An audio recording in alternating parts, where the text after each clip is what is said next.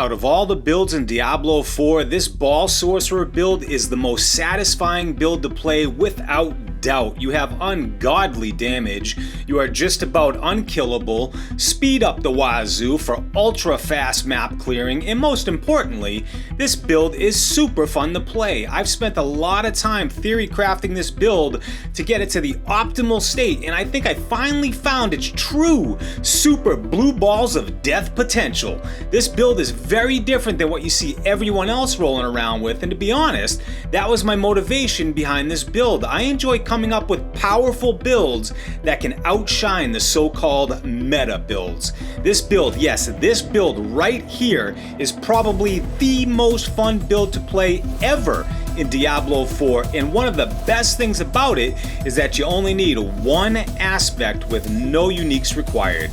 You can destroy any boss in just a few seconds, you can farm at lightning fast speed, and never have to worry about mana regen.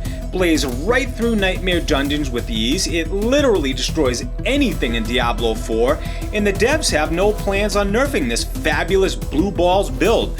Now, if you enjoy lightning fast attack speed, dropping your electric blue balls on the enemy's face with ultra fast farming, then this is the build for you. I'm going to walk you through step by step on how to build this blue balls god. We're going to go through skill tree points, gear, aspects, vampiric powers, gems, paragon points, glyphs, and how our damage multipliers work, so you fully understand where all of the damage is coming from.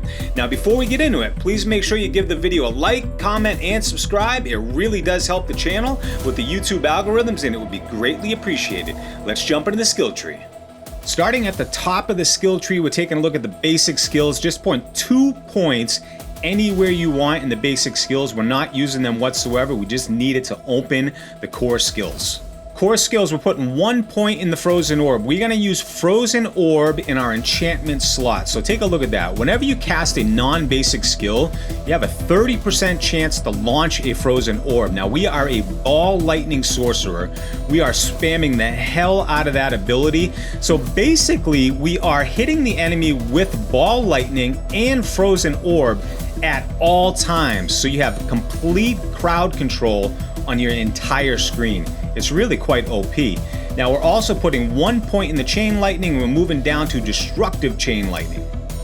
Defensive skills, we have 1 point into Elemental Attunement. We want this here because it gives us a 5% chance to reset one of our defensive abilities, and as you can see, we have 3 defensive abilities, so that's actually quite handy when you're trying to blaze right through the maps and get into elites. You're going to actually reset Ice Armor, Teleport, or Flame Shield with just that 1 point into Elemental Attunement. And speaking of Flame Shield, we put 1 in a Flame Shield, and we move over to Enhanced Flame Shield.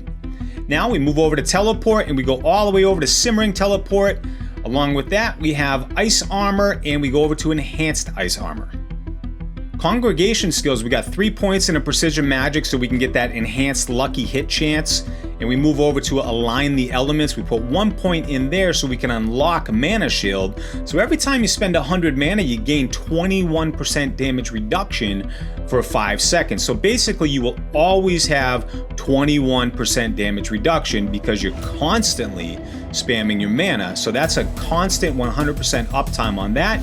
And protection, using a cooldown, which you are constantly spamming your abilities, grants 30% of your max life as a barrier for 3 seconds. So that's almost 100% uptime right there too. Now we move over to Lightning Spear. Whatever amount of points you have available, you want to put that into Lightning Spear. If it's 1, that's totally fine too. The basic reason we have this here is to stun all enemies on our screen. So when you are in a iffy situation, just hit Lightning Spear. It'll stun everything on your screen, and you can just wipe them out with all of your abilities. Now we move down to Invoked Lightning Spear, so we get that guaranteed stun on the enemy. Mastery skills, we got 3 points in a Static Discharge and 3 into Invigorating Conduit. So upon absorbing your crackling energy which you do get with Static Discharge, you're going to gain 12 mana. You want to pick this up as often as possible. You want to see this basically spammed all over your screen at all times. This is what actually takes the build to the next level. Now, speaking of the build, this is the build, Ball Lightning right here. So you're going to put 5 points or as many points as possible into Ball Lightning, and you're going to move down to Wizard's Ball Lightning. Ultimate skills, we have 1 point into Permafrost and 3 into Hoarfrost. So you deal 9% increased damage to Chilled or 18 to Frozen. Since we are using Frozen Orb and it's hitting the enemies at all times, this is a guaranteed damage increase. Now let's move over to our ultimate, Unstable Currents. We move all the way down to Supreme Unstable Currents. Along with that, we put 1 point into Coursing Currents, 3 into Electrocution, and 3 into Convulsions, along with the key passive, Overflowing Energy. This one's actually pretty critical to keep that crackling energy going and get your cooldowns reduced as much as possible. Taking a look at the enchantments, so we have Chain Lightning, so we combine Chain Lightning enchantment with one of the aspects that we're wearing, which we'll get into in a second, which constantly gives us mana back, which allows us to spam Ball Lightning. Along with that, we have the Frozen Orb enchantment, which we mentioned earlier. Taking a look at the gear and aspects, as I mentioned before, there's only one aspect that is required for the build, and that is the Ball Lightning aspect. I think this drops after you enter World Tier 3. I think that's when it begins to drop, so if you don't have it yet, if you're a lower level, just wait a little bit. It will drop at some point. But there are 2 other aspects I would highly recommend for the build. So each time Chain Lightning bounces, it will be bouncing all the time, literally 100% of the time. You're going to gain your mana back, and that allows you to spam those blue balls. So that's actually pretty damn helpful for this build, along with using a cooldown, and you are spamming your abilities basically. You're going to restore mana also. So those 2 are really, really helpful. Now, in terms of gear here, and you're going to see I have a few uniques here. They are absolutely not required at all. They just give you more damage and make you move faster. But on your gear, what you do want to focus on is attack speed and mana regen. As long as you have regular gear that is attack speed with mana regen, you will do just fine. You don't have to worry about any specific uniques. It's not required whatsoever. Vamparic Powers, so we have Ravenous, so you have a 20% chance to increase your attack speed by 40% of your total movement speed. Now, what synergizes perfectly with Ravenous, if you happen to get lucky and Isu's heirlooms drop, if you take a look at the top here, it says Evade grants 75% movement speed. So this will absolutely take you to the maximum 200% movement speed bonus. So Ravenous at some point can bring your current bonus up to 80%. Man, you are attacking at a very, very fast attack speed at that point. So if you do get Isu's, great. If you don't have it yet, totally fine. You're still going to be attacking, doing a lot of damage, but it's a good synergy to have Ravenous and Isu. So as soon as it drops, make sure you equip that. Now we also have Prey on the Weak. We have an increased damage to vulnerable enemies. We also have Sanguine's Brace, so this helps with making you more tanky. So when you kill an enemy, you fortify for 6% of your base life. This really helps a lot, but if you are fortified for more than half of your life, you're going to gain 8% critical strike chance. That's always helpful too in upping your damage.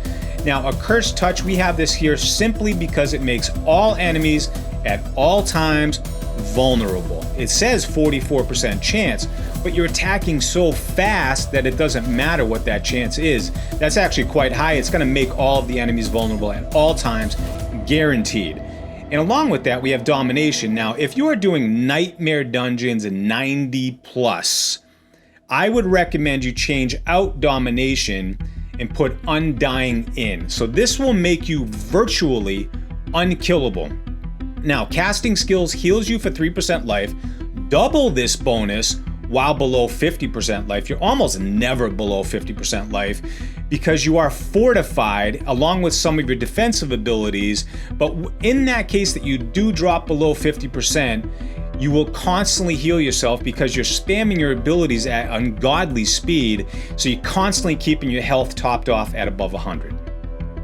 Taking a look at the Paragon and Glyphs, so let's take a look at the starter board here. So we're gonna move up the left-hand side here, and we're gonna put in Adept. So what we wanna do starting off with our build is we want to increase the damage of Ball Lightning, and along with that, on our Mastery skill, we're increasing the damage area by 20%. So we're actually getting bigger blue balls.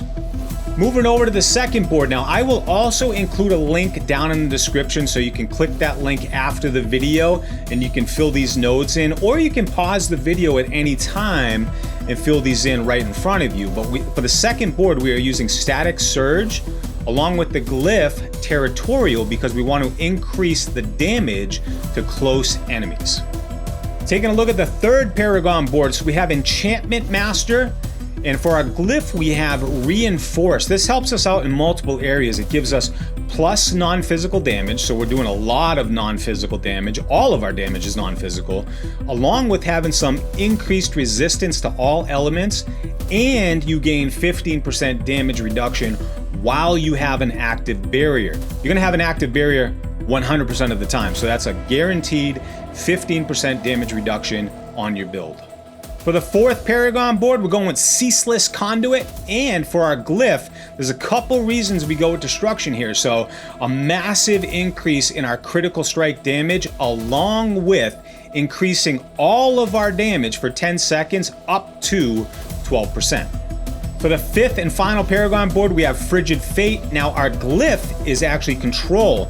This is a damage increase to crowd-controlled enemies. All enemies around us at all times will be crowd controls because we're slinging those frozen orbs out way beyond our range to crowd control all enemies. Along with that, you're increasing your damage to chilled and frozen enemies, so this is really helpful to the overall synergy of all of our damage. That is going to wrap up the Super Blue Balls of Death Sorcerer build for Diablo 4. I would like to thank each and every one of my subscribers. Thank you so much for your support. For the new viewers, if you guys enjoyed the video or learned something new, please consider supporting the channel by liking, commenting, or subscribing so you don't miss any future Diablo 4 videos. Thank you so much for watching, and until next time, I'm out.